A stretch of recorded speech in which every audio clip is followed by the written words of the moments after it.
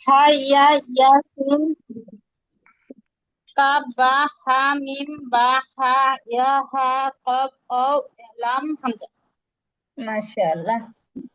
মামনি আয়া পড়েন। আচ্ছা পড়েন সিন পড়েন। ইয়াসিন কাফ বা তাহলে মনে হয় পরে হা দেবো তুমি বলো। বা হা ইয়া হা কফ ওয়াও লাম হামজা। আচ্ছা, এক মিনিট। হ্যাঁ আরেকবার বলেন আপু। হা ইয়া সিন কাফ বা হা মিম বা হা ইয়া হা কফ ওয়াও লাম হামজা। মাশাআল্লাহ। মামনি বলো। Haya, haya, yasin, kaf, ba, ha, ha, mim, ba, ha, of, yeah yeah yeah finger আছে। ইয়া হা। এটা এটা বলো। ya, ya, ha, of, of, of, wow, lam, hamza. হ্যাঁ লাম আরেকবার হামজা। মামনি। আবার করো। দুষ্টুমি করতেছে দোষটা। না করো ফিঙ্গার করো। বলো। Ha ya yasin kaf ba ha mim ba ha না না oh, এটা oh, ইয়া। এক ya দাঁতের ya নিচে এক ya নোক্তা হলে বা হয়, এক দাঁতের নিচে দুই নোক্তা হলে ইয়া হয়, শিখছি না আমরা? মনে রাখো। হ্যাঁ ya ya ha of wow lam hamza. আচ্ছা মাশাআল্লাহ। শোনো তুমি সবাই যখন বলবে তখন মামনি দুষ্টামি করো না, খেয়াল করো। হ্যাঁ তুমি দুষ্টামি করলে কিন্তু আমি বুঝতে পারি। হ্যাঁ কাকলি আপু পড়ে। হা মিম র মিম না না আপু র না এটা। ঝা এটা কি ঝা হবে? ঝা হ্যাঁ ঝা তা হা জিম র নুন হা সোয়াদ মিম লাম মিম আইন নুন। হ্যাঁ আরেকবার বলেন আপু। হা মিম র হুম সরি হুম। ঝা মিম তা হা ঝা র না না জিম নুন জিম র। জিম জিম র নুন হা সোয়াদ মিম লাম মিম আইন নুন। মাশাআল্লাহ। জান্নাত আপু বলেন। হা মিম জাল মিম তা না হা না এটা জাল জিম না র আপু, সা সা। যা জাল হা একটু ভালো মিম করে হয়। হ্যাঁ ঝা মিম তা হা জিম র নুন হা صاد ميم لام ميم عين نون আরেকবার। হা মিম জা মিম তা হা জিম র ন নুন হা صاد মিম লাম মিম আইন নুন। মাশাআল্লাহ। মামনি পড়ো। Ha mim za mim ta ha jim ro nun ha swat mim lam mim ain nun. মাশাআল্লাহ। ও আরেকবার বলবে তো? আচ্ছা বলো আরেকবার বলো। Ha mim za mim ta ha jim jim ro nun ha swat swat mim lam mim ain nun. মাশাআল্লাহ। কাকুলি আপু পড়বেন।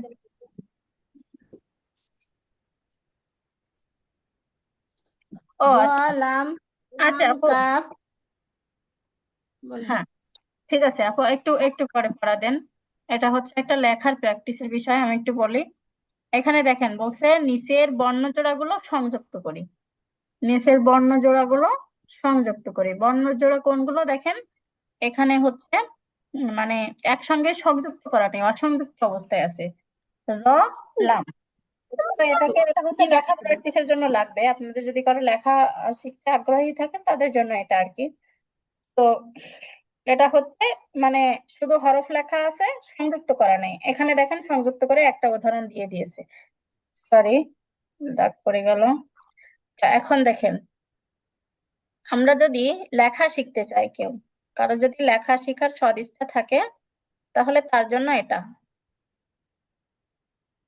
এভাবে করে লেখা প্র্যাকটিস করার জন্য এইগুলো আর কি।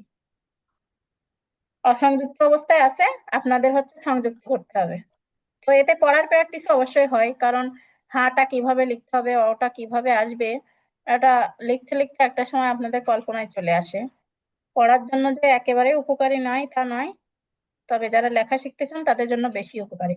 এই দেখেন, লেখা যতই সুন্দর হয়নি, তারপরে আপনাদের দেখানোর জন্য একটু চেষ্টা করছি।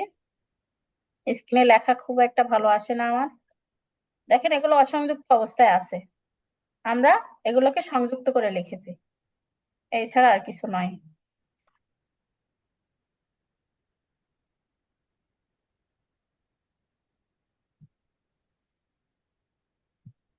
আমার মেয়ের ক্লাসে আরবি লেখা আছে, কিন্তু অনলাইনে শেখা যাবে? অনলাইনে আরবি শেখাটা একটু কঠিন, তারপরেও আমি এখন যেটুকু পারতেছি ওকে একটু খেয়াল করে মানে দেখতে বলেন আমি কিভাবে হাত ঘোরাচ্ছি। মানে খাতা কলমে লেখা প্র্যাকটিসটা সব থেকে সুন্দর হয়, বুঝছেন আপু? খাতা কলম নিয়ে বসে সশরীরে শেখালে লেখাটা প্র্যাকটিস ভালো হয়, বাট অনলাইনে তো ওইভাবে সম্ভব হয় না। তারপরেও আমি এই যে মাউস দিয়ে লিখতেছি, ওকে একটু দেখতে বলেন যে আমি কিভাবে যুক্ত করি।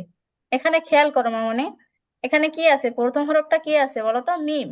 পরের হরফটা কি? হা। এখন এই দুইটা হরফকে আমাদের একসঙ্গে লিখতে হবে, সেটা কিভাবে? মিমের গোল চিহ্নটা সবসময় নিচের দিকে থাকে, তাই না? তাহলে এই কলম দিয়ে তুমি খাতা নিয়ে এভাবে করে নিচের দিকে একটা গোল দিলে, হ্যাঁ। তারপরে এবার হাটা এর সঙ্গে জাস্ট এভাবে করে সংযুক্ত করে দিতে হবে, এই যে হা, দেখছো? নিচের দিকে গোল নিয়ে হাটা এর সঙ্গে সংযুক্ত করে দিলাম, খেয়াল করো। তারপরে এখানে কি আছে? ফা আর জিম আছে, তাই না? তাহলে ফায়ের যে গোল মাথাটা, ওইটা আগে আমরা এরকম করে গোল করে এভাবে করে লিখে নেব, ফা। হ্যাঁ, ফায়ের নকতা দিয়ে দেয় উপরে একটা, এই যে ছোট্ট করে একটা নকতা দিলাম। তারপরে জিমের কোন দিক থেকে নিয়ে আসতেছি আমি কলমটা, এটা দেখতে হবে, এটা দেখা হলো জরুরি লেখা শিখতে গেলে। এই যে, না হলে লেখা শেখাটা কঠিন হয়ে যাবে। কলম কোথায় উঠাচ্ছি কোথায় নামাচ্ছি এটা একটু খেয়াল করতে হবে। ফা জিম। তারপরে এখানে কি আছে? ইয়া। তাহলে ইয়া শুরুতে আসলে কেমন হয় আমরা শিখছি, সেভাবে আমরা চেষ্টা করি। এক দাঁতের নিচে দুই নোক্তা, তাকে কি বলা হয়? ইয়া। ইয়ার সঙ্গে ফা, কলম উঠাবো না, হ্যাঁ, এভাবে করে দিয়ে নেব একবারে। দিয়ে তারপরে এবার এসে নোক্তা দিব, তাহলে এটা আমাদের জন্য সহজ হয়। মানে বারবার কলম কলম উঠালে মানে লেখাটা সুন্দর দেখায় না, অসুন্দর হয়ে যায়। যদিও আমারটা অসুন্দর হচ্ছে। এটা হচ্ছে ইয়া, আর এটা হচ্ছে ফা। এক দাঁতের নিচে দুইটা নোক্তা দিয়েছি, তারপরে ফায়ের উপরে এক নোক্তা।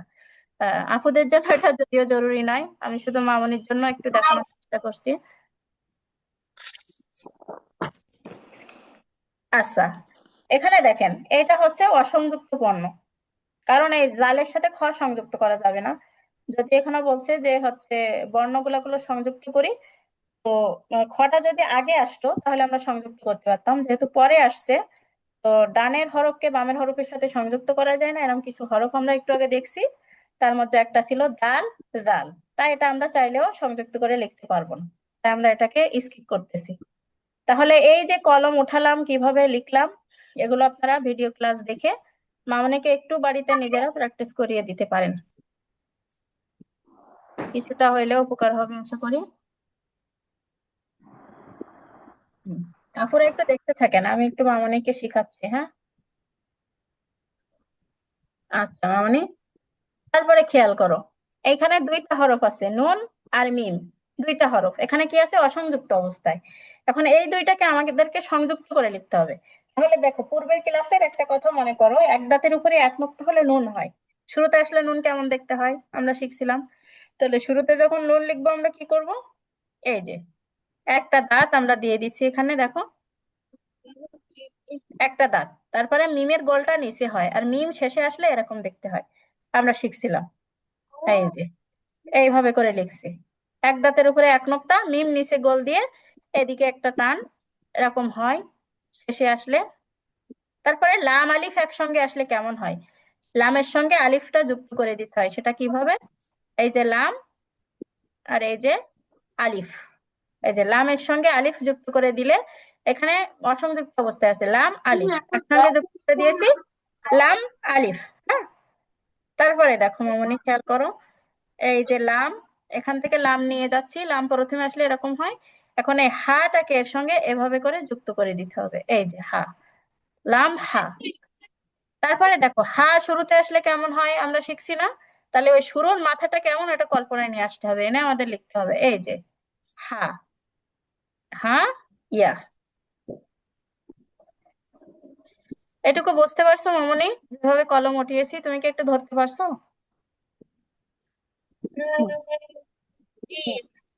আচ্ছা, এই ছিল আজকে আমাদের ক্লাস। আপুরা মূলত প্র্যাকটিস করবেন বেশি বেশি বাড়িতে।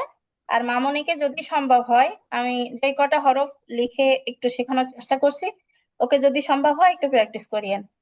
আচ্ছা আপুরা, আপনাদের প্রশ্ন থাকলে করতে পারেন, না হলে আজকের ক্লাসটা এখানেই শেষ করতে চাচ্ছি।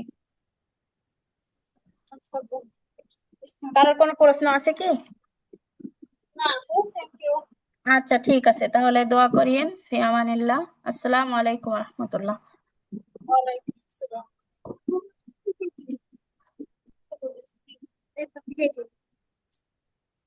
You can